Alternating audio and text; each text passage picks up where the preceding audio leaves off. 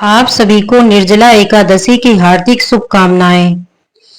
निर्जला एकादशी की कथा। हस्तिनापुर का राज दरबार आज विशेष रूप से सजा हुआ सुसज्जित है। स्वर्ग सिंहासन श्वेत चवर रत्न जटित दीपमालाओं की आभा से मंडप जगमगा रहा है। पांडवों के बीच बैठा है बल का प्रतीक भीमसेन, किंतु आज उसके मुख पर पराक्रम नहीं बल्कि गंभीर दुविधा की रेखा है। हर एकादशी पर माता कुंती, सहदेव, नकुल, अर्जुन और स्वयं युधिष्ठिर महाराज और द्रौपदी सभी व्रत रखते हैं, संयम और श्रद्धा के साथ लेकर। भीम जो अग्नि से उत्पन्न है, जिसकी अग्नि जैसी भूख है, वे हर बार मन मारकर उस पूर्ण से वंचित रह जाते हैं। राजा युधिष्ठिर महाराज नहीं बल्कि राजसभा के स्वयं भीमसेन श्री कृष्ण से पूछ रहे हैं, हे मधुसूदन, मुझे कोई ऐसा मार्ग बताइए कि मैं भी व्रत का पूर्ण प्राप्त कर सकूं, किंतु अपने शरीर की भूख की मर्यादा से रहकर। क्या कोई ऐसी एकादशी है जो पूरे वर्ष के व्रतों का फल एक साथ दे दे? क्या कोई ऐसी एकादशी है जो पूरे वर्ष में व्रतों का फल एक साथ दे दे? श्री कृष्ण मंद मंद मुस्कुरा के साथ करते हैं, भीम एक ही एकादशी है, निर्जला एकादशी, जो कि पूरे वर्ष की एकादशियों के समान पूर्ण देती है। यह व्रत तुम्हारे जैसे वीर के लिए ही है। तो प्रिय श्रोताओं, इस दिव्य संवाद के साथ आरंभ करते हैं निर्जला एकादशी की पावन व्रत कथा, जिसमें छुपा है मोक्ष पूर्ण और भगवान विष्णु की असीम कृपा का रहस्य। पद्म पुराण में निर्जला एकादशी व्रत कथा के अनुसार एक बार युधिष्ठिर महाराज ने भगवान श्री कृष्ण से कहा, जनार्दन, अपरा एकादशी का सारा महात्म मैंने सुन लिया। अब ज्येष्ठ के शुक्ल पक्ष की जो एकादशी आती है उसका भी वर्णन कीजिए। भगवान श्री कृष्ण बोले, राजन, इसका वर्णन परम धर्मात्मा सत्यवती नंदन व्यास जी करेंगे, क्योंकि यह संपूर्ण शास्त्रों के तत्व ज्ञान और वेद वेदांगों के पारंगत विद्वान। तब वेद व्यास जी कहने लगे, दोनों ही पक्षों की एकादशियों को भोजन न करने, द्वादशी को स्नान आदि से पवित्र होकर फूलों से भगवान केशव की पूजा करके नित्य कर्म समाप्त होने के पश्चात पहले ब्राह्मणों को भोजन देकर अंत में स्वयं भोजन करें। राजन, एकादशी को भोजन नहीं करना चाहिए। यह सुनकर भीमसेन बोले, परम बुद्धिमान पितामह, मेरी उत्तम बात सुनिए। राजा युधिष्ठिर, माता कुंती, द्रौपदी, अर्जुन, नकुल और सहदेव यह एकादशी को कभी भोजन नहीं करते और मुझसे भी हमेशा यही कहते हैं कि भीमसेन, तुम भी एकादशी को ना खाया करो, किंतु मैं इन लोगों से यही कह दिया करता हूँ कि मुझसे भूख नहीं सही जाती।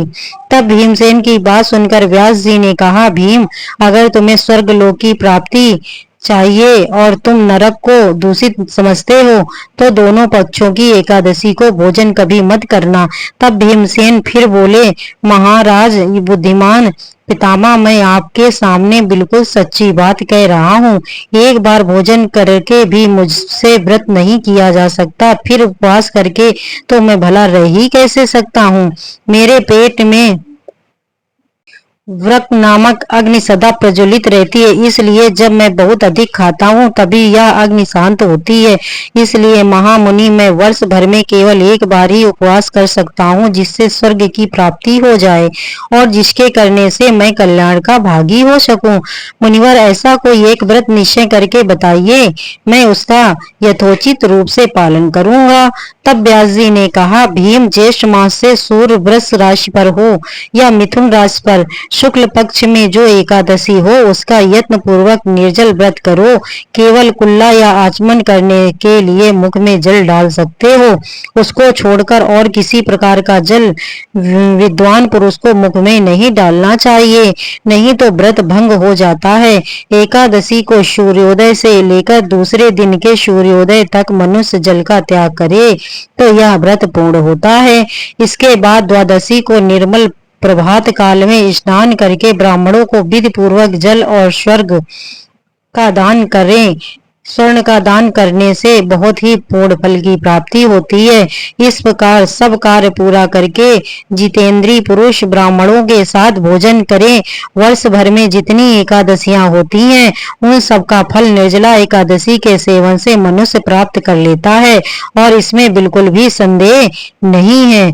शंख चक्र गदा धारण करने वाले भगवान केशव ने मुझसे कहा था कि यदि मनुष्य सबको छोड़कर एकमात्र मेरी शरण में आ जाए और एकादशी को निराहार रहे तो वह सब पापों से छूट जाता है।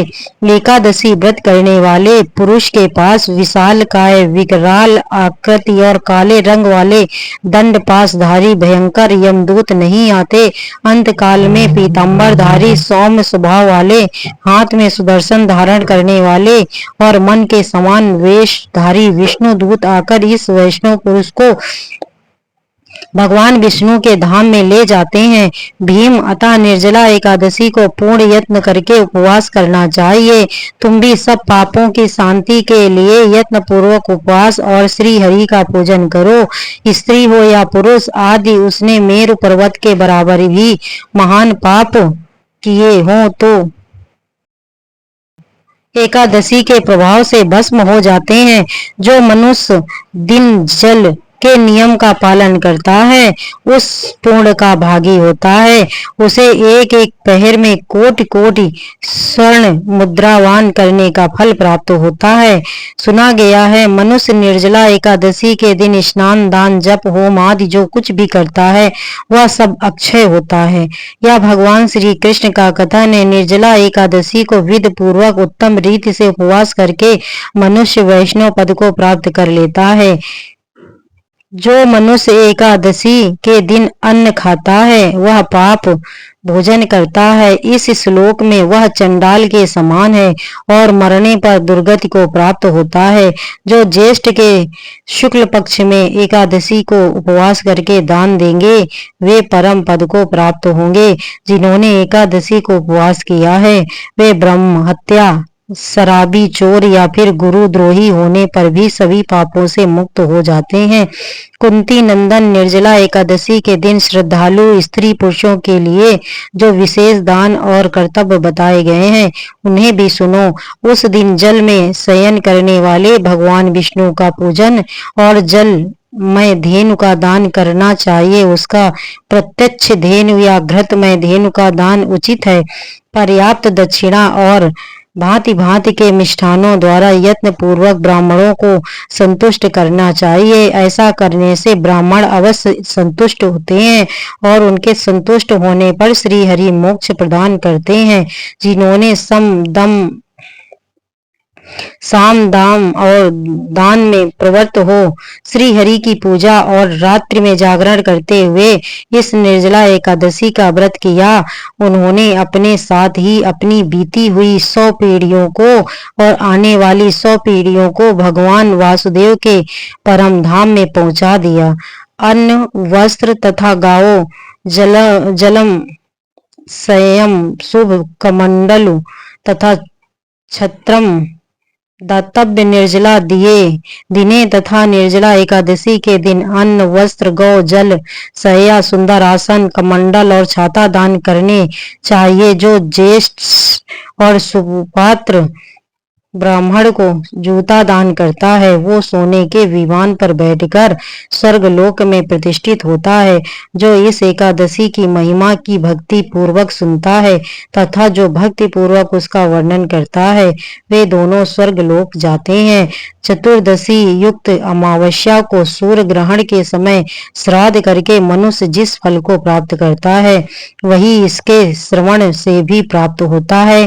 पहले दंत धावन करके यह नियम लेना चाहिए कि मैं भगवान केशव की प्रसन्नता के लिए एकादशी को निराहार रहकर आचमन के सिवा दूसरे जल का भी त्याग करूंगा।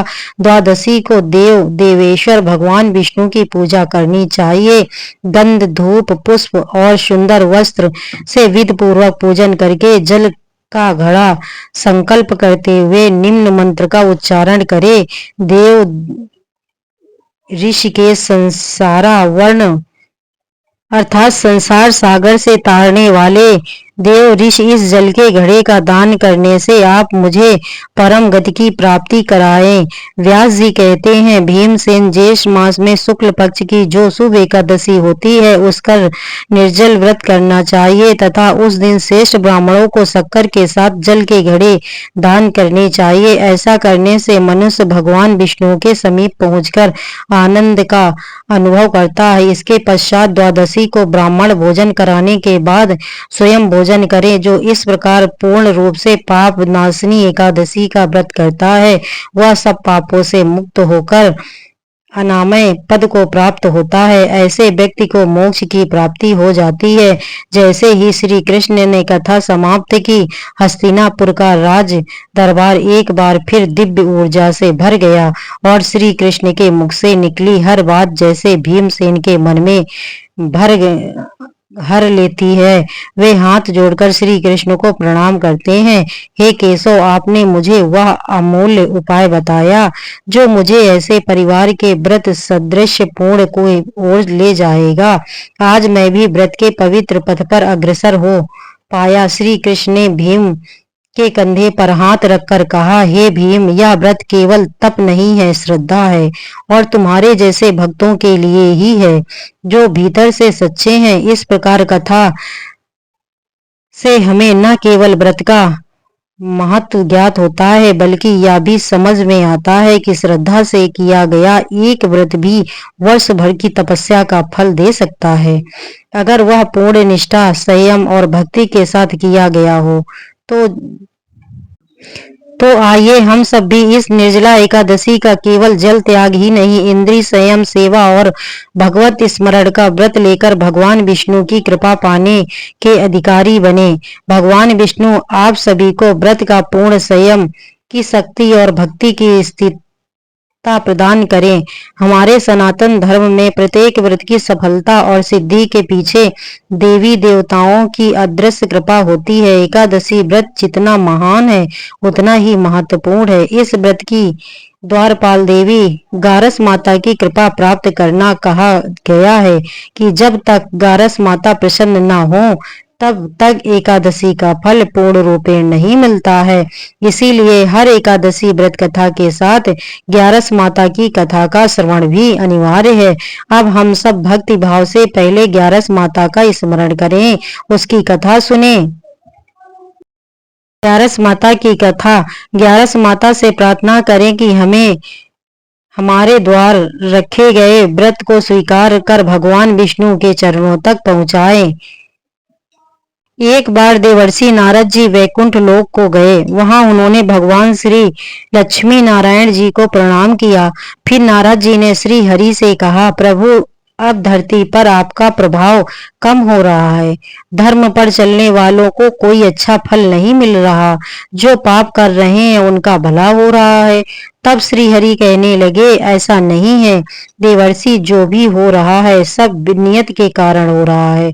श्री हरि की बात सुनकर नारद जी बोले, प्रभु, मैं तो देखकर आ रहा हूँ कि पापियों को तो अच्छा फल मिल रहा है, लेकिन भला करने वाले और धर्म के रास्ते पर चलने वाले लोगों को बुरा फल मिल रहा है, उन्हें दुख भोगने पड़ रहे हैं।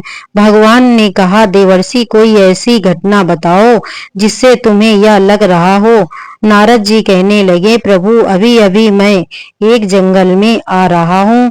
वहां पर एक गाय दलदल में फंसी हुई थी। कोई भी उसे बचाने वाला नहीं था। थोड़ी ही देर के बाद मैंने देखा कि एक चोर उधर से गुजरा। दलदल में फंसी हुई गाय को देखकर वह रुका तक नहीं, बल्कि उस गाय पर पैर रखकर वह दलदल से भरा हुआ गड्ढा लांघकर आगे निकल गया। आगे गया तो उस चोर को सोने की मोहरों से भरी हुई एक थैली मिली। थोड़ी ही देर बाद वहां पर एक साधु महाराज आए। उन्होंने उस गाय को दलदल में फंसा देखा तो गाय को बाहर निकालने की पूरी कोशिश की और पूरी ताकत लगाकर आखिरकार उस गाय को निकाल लिया गया। गाय को बाहर निकालने के प्रयास में वह साधु महाराज खुद दलदल के लथपथ हो गए थे। वह साधु महाराज आगे बढ़े तो एक गड्ढे में गिर गए। उन्हें चोट लग गई। प्रभु, अब आप ही बताइए, यह कौन सा न्याय है। नारद जी की पूरी बात सुन लेने के बाद श्री हरि बोले, देवर्षि यह सही ही हुआ। जो चोर गाय पर पैर रखकर भाग गया था उसकी किस्मत में तो एक खजाना था, लेकिन उसके इस पाप के कारण उसे केवल कुछ मोहरे ही मिल पाई। वह उन साधु महाराज को गड्ढे में इसलिए गिरना पड़ा क्योंकि उसके भाग्य में उस समय मृत्यु लिखी हुई थी, लेकिन एक गाय को बचाने के कारण, दलदल से बाहर निकालने के कारण उनके पुण्य बहुत अधिक बढ़ गए और उनकी मृत्यु बस एक छोटी सी चोट पर बदल गई। इंसान के कर्म से ही उसका भाग्य तय होता है देवर्षि, इसलिए अच्छे कर्म करना कभी भी नहीं छोड़ना चाहिए। श्री हरि की बात सुनकर देवर्षि नारद मुस्कुराते हुए और प्रभु को प्रणाम करते हुए नारायण नारायण कहकर प्रभु की रचाई हुई सृष्टि की अन्य लीलाएं देखने के लिए चल पड़े। प्रेम से बोलिए श्री लक्ष्मी नारायण भगवान की जय। अब सुनिए एकादशी माता की कथा। इस कथा को सुनते ही एकादशी का व्रत पूरा माना जाता है। श्रोताओं, एक बार एक बूढ़ी माँ ने एकादशी का उपवास रखा। बड़े ही भक्ति भाव से वह एकादशी की पूजा किया करती थी। वे बूढ़ी हो चुकी थी, उन्हें वृद्धावस्था में कोई भी ऐसी वस्तु नहीं चाहिए थी जो वे एकादशी का उपवास रखती, क्योंकि एकादशी का उपवास रखने से तो श्री हरि की कृपा से सब कुछ मिल जाता है। वह बूढ़ी माँ ने तो अपने बच्चों के लिए, अपने परिवार की सुख सुविधा के लिए इतना कठिन व्रत रखती थी। वे दिन भर तो बड़ा कठिन मन करके और अपनी प्यास को किसी तरह से रुकी रही, क्योंकि एकादशी के व्रत में वह जल की एक बूंद भी ग्रहण नहीं करती थी। द्वादशी को ही जल पीकर वह अपने व्रत का पारण किया करती थी। दिन भर उन्होंने किसी प्रकार अपने मन को संयमित रखा, पूजा पाठ की, व्रत की कथा पढ़ी सुनी और फिर पंडित जी को मिट्टी के एक पात्र में भरकर पानी और मौसमी फल दान में दिए। दोना भरकर शक्कर भी वितरित की। उन्हें गर्मी के कारण बड़ी बेचैनी हो रही थी। एक तो निराहार और निर्जल रहकर उपवास रखा था और ऊपर से प्यास भी अधिक सता रही थी। इस कारण उन्होंने सोचा कि चलो पानी में बैठूं, शायद थोड़ी शांति मिले। यह सोचकर वह पानी में बैठी रही, पानी से बार बार कुल्ला करती और मुंह हाथ धोती रही। तब कहीं जाकर उन्हें थोड़ा बहुत चैन मिला। एक तो धूप तेज की पड़ रही थी, इस कारण बूढ़ी माँ का मुंह सूखा जा रहा था। बूढ़ी माँ बड़ी बेचैन हो रही थी। एक तो बुढ़ापा, दूसरा यह भयंकर गर्मी। बुढ़ापे की तो स्थिति ही कुछ ऐसी होती है, बड़ी मुश्किल से धीरज बन पाता। अब किसी प्रकार रो धोकर दिन कट गया। अब बूढ़ी माँ के सामने पहाड़ सी लंबी रात थी, जिसका कट पाना बड़ा ही मुश्किल दिखाई दे रहा था। चारपाई पर पड़ी हुई बूढ़ी माँ को किसी प्रकार भी शांति नहीं मिली। बार बार प्यास के मारी गला सूख रहा था और वे इस प्रकार बेचैन होकर करवटें बदलती जा रही थी। कई बार उठकर वे घर के बाहर जाती, फिर अंदर आ जाती। ना उन्हें घर के अंदर शांति मिल रही थी, ना बाहर। वे पड़ी पड़ी एकादशी माता को याद करती रही और मन में ध्यान करती रही, हे माँ, आप मेरी लाज रखिएगा, आप ही मुझे शांति दीजिएगा, ताकि मैं भली भांति अपना व्रत कर सकूं और यह पहाड़ सी रात सुकून से बीत जाए। के कारण बूढ़ी माँ की बेचैनी तो बढ़ रही थी। उन्होंने धैर्य रखने का बहुत प्रयास किया, लेकिन आखिरकार उनकी सहनशीलता भी सीमा टूट गई और वे घबराकर प्यास के मारे एकदम चिल्ला पड़ी।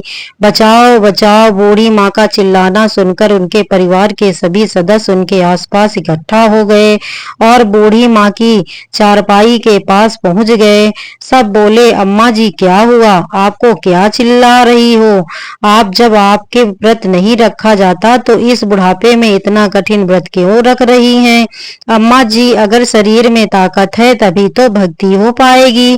आप पानी पी लीजिए। बूढ़ी माँ अपने परिवारजनों से बोली, मेरे तो प्यास के मारे प्राण ही निकले जा रहे हैं। जरा जल्दी से मेरी छाती पर ठंडे पानी का घड़ा तो रख दो। नातियों से दौड़कर पादी की छाती पर ठंडे पानी का बर्तन रख दिया। तब कहीं जाकर उन्हें थोड़ा बहुत सुकून मिला। और जब सुकून मिला तो थोड़ी देर के लिए उन्होंने अपनी आंखें बंद कर ली। इधर एकादशी माता सोचने लगी, यह है तो बूढ़ी माँ, लेकिन बड़े नियम से मेरा व्रत रखती है, चलकर इसकी परीक्षा लेनी चाहिए। ऐसा विचार कर एकादशी माता आधी रात को मुर्गा बनकर कुकड़ू करने लगी।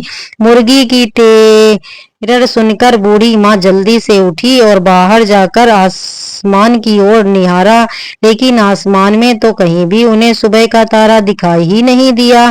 अब वे सोचने लगी कि फिर यह मुर्गा भला क्यों और कैसे बोल गया। एक तो मुझे प्यास लग रही थी, अब थोड़ा बहुत उनका मन भी बेचैन होने लगा।